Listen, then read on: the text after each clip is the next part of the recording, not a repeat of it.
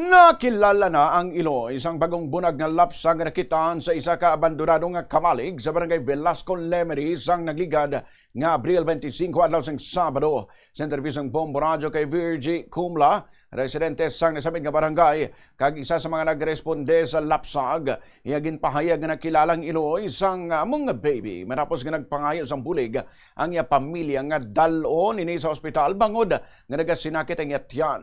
Sado kay Cumla ginsay-say sini nga kahadlok sa iya ginikanan. Ang nangin na rason kung nga wala gindala sa among nga Iloy, pauli ang ginbunag nga lapsag.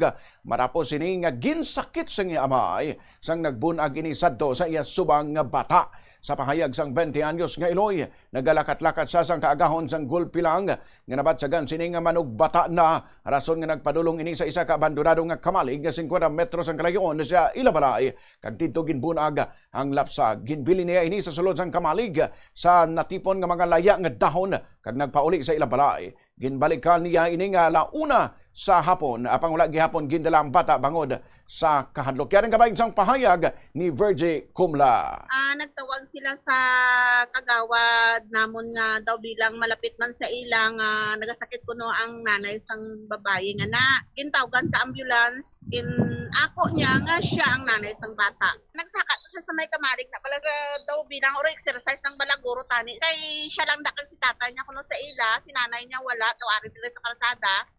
Medyo malayo-layo sila sa kalsada. Siya sa abandonado nga kamalig, dito siya sa naabtan nga nagwa ang iya nga bata.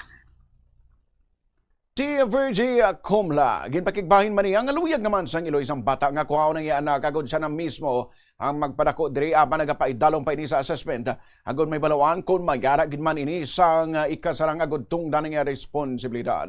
Sa subong yara sa birthing section sa Banwa ang lapsag, samtang wala pa sang desisyon ng otoridad kung ibalik ini sa iyang Iloy.